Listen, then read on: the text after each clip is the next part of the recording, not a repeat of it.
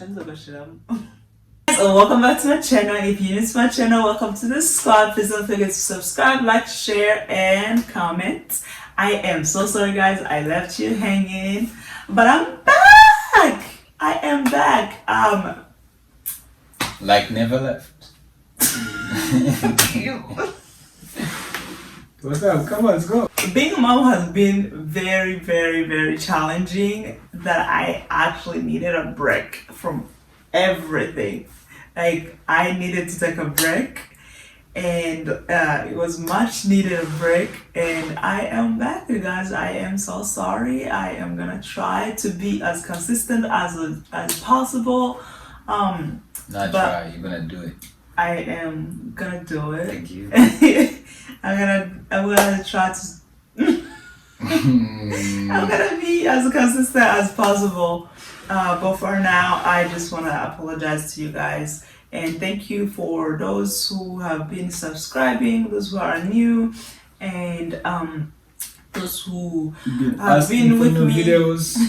Yes, those who have been asking for new videos and those who have been with me from the beginning. I really do appreciate you guys. And yeah. So in today's video, we are going to give you guys a story on how my delivery went. If you haven't watched my labor video, I suggest that you pause for this video and then go back and watch my labor video and then come back to watch this one. That way it makes sense on what we are talking about. So with that being said, let's get started. Let's go. Yeah. Yeah. Okay, so my cervix could not open, you guys. I was stuck on 9 centimeters for 5 or 6 hours. Around 6, yeah. Yeah, so normally our normal cervix opens once it hits 9 centimeters, it takes about 15 to 30 minutes to open completely to 10 centimeters and then it give birth. Mine, I was stuck on 9 centimeters for. I think at 10, that's when you start pushing. Yeah, at 10 that's when you start pushing, but I was stuck at 9 for 5 hours. So mind you, at this time my doctors are monitoring me. So I had my private doctor who was at home was monitoring me from home, and then I had my regular doctor at the hospital who was also monitoring me from the hospital. So as time went, they tried to put me in different positions. They tried to put me like sat me up like that, down, side to side, but nothing was working. Pulling around the medicine balls. Yes. Yeah. Nothing was working, you guys. I'm telling you. And then at this time, my body is giving up on me. Like I am exhausted, like tired. I was over it. I was done. I was like, I just want this to happen as soon as possible. Like my body was just tired. So I started getting sick. My body just started getting cold, like extremely cold. Like I was so cold I felt like I was like in snow or like in a refrigerator, in the freezer. Like that's how cold I was. I was shaking. My husband's like, it's not even that cold. I'm like, but I'm freezing. Like, you know what I'm saying? I was so cold.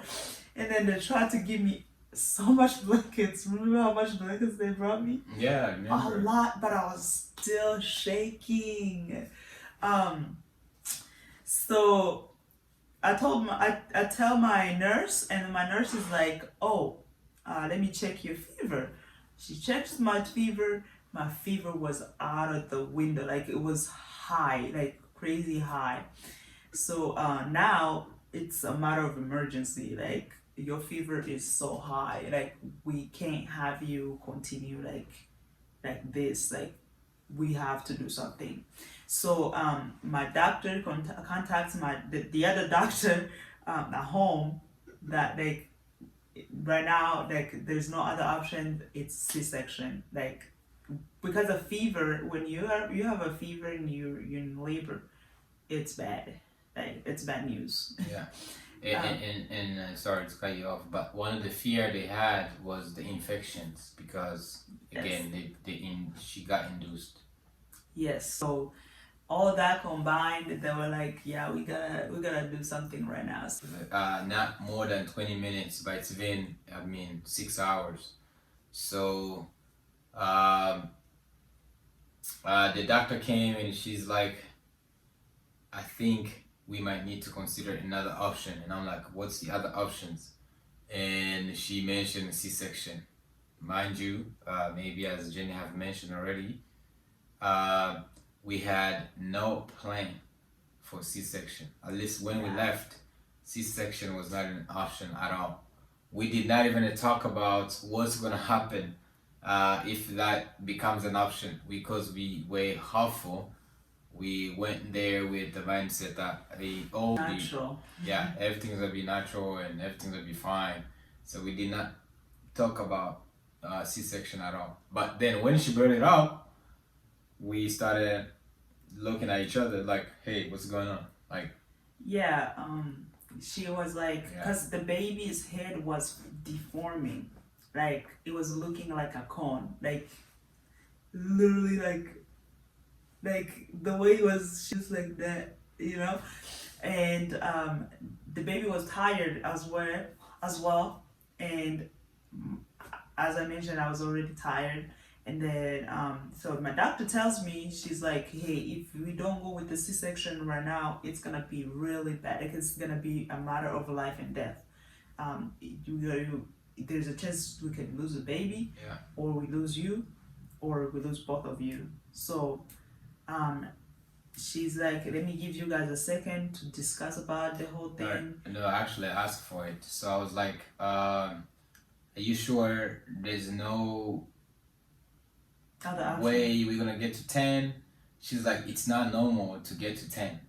And then from there, that's when she was like, you know what, think about it and let me know what you guys think. And that's when we talked, and the option was to go with C-section. To go back a little bit, she was like, even if I get to 10 at this point, even if I get to 10 centimeters, there's going to be an emergency C-section, and it's gonna be really bad.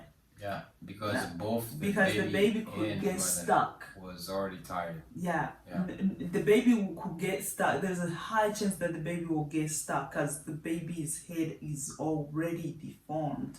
So if we don't go with the C-section right now, we are going to lose either you or the baby, or both of you. So I look at my husband, and he looks at me. We talk about it, and I was in my head. I was like, we asked for 30 minutes, and then she went, and then she came back. Oh, she came back with the no. It was 30 minutes. It was 30 minutes because I was like, it? Yeah, I was like, can you give us 30 minutes? Let's see what happens in 30 minutes because like when we started talking. Man, and then she left, and then she came back, and I was like. She came back with the same answer that she's still on 9. I was like, okay, then because we already agreed that if that's the case, we move on with C-section. Yeah, to be honest, like I was like, I am not about to be a statistic of these black women that die on while giving birth. So I was like, whatever it is to save me and the baby, we have to go with. So within 30 minutes, they were like, let's go to operation room. And all of a sudden, I swear to God, I don't know where all these doctors came from. The whole room was filled with people. Like, I was like, 3 on each side. I was like, what just happened? Like, in the room we were just 3 people. And then all of a sudden, and there were other students too. Some of them were students just watching the doctor doing what she does. It was just a lot of people, so they rolled me to the operation room, and I get there, and before I come in, and they left Innocent outside the door. They were like, wait here for a little bit. Let me tell you, when they said they told Innocent, because Innocent had, mind you, Innocent has been like my backbone, my supportive system, like everything, like literally, like I felt like so comfortable, and like I felt comforted when he was around me. I felt strong, but when they say stay outside the door, yo, I start crying like a baby. I was crying. Now at this time, I'm trying to hide my tears, but obviously they can tell that I'm trying to cry. So I'm crying, and I start throwing up like non-stop. I threw up, and then um, after that I got knocked out. I don't know anything that happened after that. I don't know how he came in. I don't like.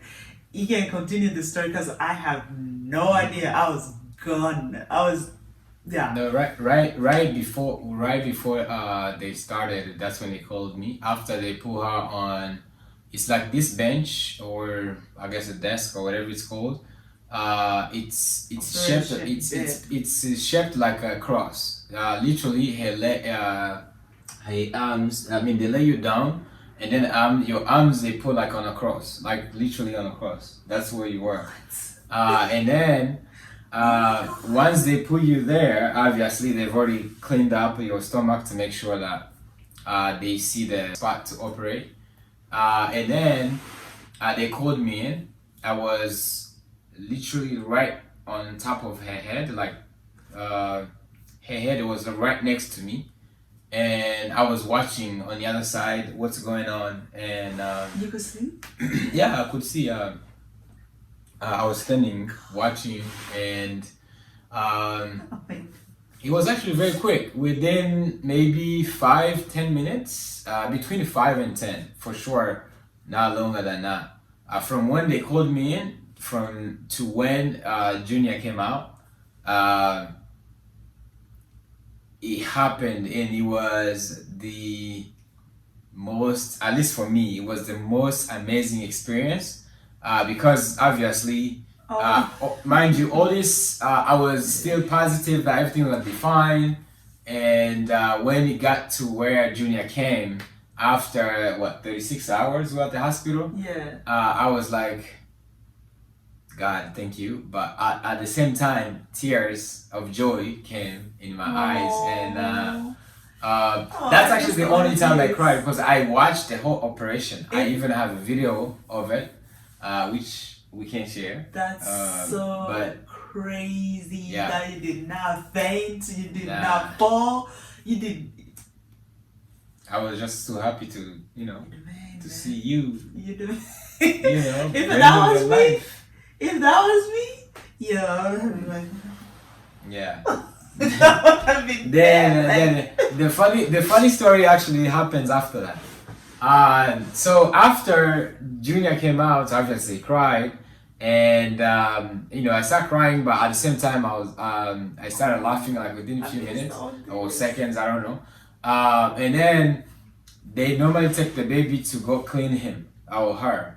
In this case, they took him to get cleaned, to get measured, his weight as well as his length. And while they were cleaning him, right after they gave him to me, and I brought him to you. You can tell the story what happened after that. I was this whole time. All of this happened. I was knocked out.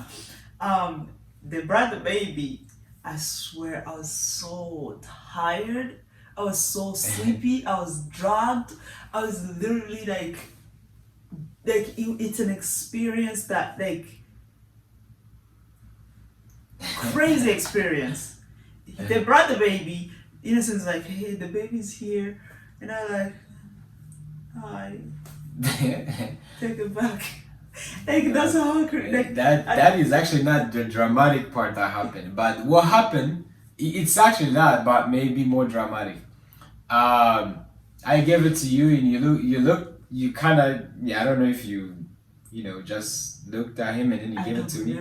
You almost dropped him down, like almost, because I'm not sure if just because you were too tired. I'm not sure. Remember. I don't even I swear. Yeah, all I know is I wish I I saw took a I baby wish I and took a then video of that moment as well, because I gave it to you. You looked at him for a few seconds and you gave him to me, but I wasn't real close. But you had already kind of let him go, and then I kind of oh captured my him. god, Yeah. I could have killed him. No, it was not gonna happen. Babies are kind of fluffy when they're still kid, young, so it should I not be don't fun. remember that. All I know is I thought I gave the baby to you. No, but you gave me the baby Guys, within this a is few all new to seconds. me. I didn't know how I Yeah. almost dropped the baby. No, it Oh, was. thank God he's I think it was the most amazing experience that I've ever experienced. I don't know if I'm going to be able to experience something similar. Well, I mean something similar other than giving birth, like within other life events. At least for me, it was the most up to now yeah. amazing experience. Yeah, Yeah, you guys, I am alive. My baby's beautiful and healthy and bouncy and happy and and big. big, strong, just amazing. And this baby came out, he was big, y'all. When he came out, he was just huge. I was like, whoa. Guys, and that is the delivery story. I could have died on an operation table, and I wouldn't even have known. Um, uh, it would have been really could have went really south, like real quick. But thank God, we thank God, the Almighty, He was on our side. Everything went well. And Wait, one thing I would want to say is for someone who experienced from when we left the house to when you were able to deliver the baby, I would want to encourage all my fellow men out there in a couple of things. One, definitely be involved. Be involved. There's a lot of decisions that I made that could have at least took her life, but I made the decisions on behalf of our family, as well as on her own behalf, because some of them she was not even conscious at all. She was maybe sleeping. They come and they ask, and I was like, "Oh yeah, we're gonna do this." That's one, and then two, just be involved in knowing what your wife is going through. I personally think this is one of the best experience you can go through, and also this can be one of the worst experience that you can go through, and especially if you are if you get scared very fast, because like when you were delivering, if I wasn't able to cope with it, or I guess to be okay with it, maybe I could not have stayed in a room. That's an experience that you can never experience elsewhere other than in a delivery room. So moral of the story is be involved. Moral of the story is make sure that your families, make sure that you are always, at least you work together, because to be a team, you have to work together. You can't work. One of you guys can't work more than the other. You have to work at the same wavelength. So I would definitely encourage my fellow men to be there at all time. Be involved at all time. Yeah. Alright guys, that's the delivery story. So I just simply want to say thank you so much for watching, and please, if you're new to the page, to my YouTube channel, please don't forget to subscribe, like, share, and comment. I will see you guys soon. So bye. Yeah.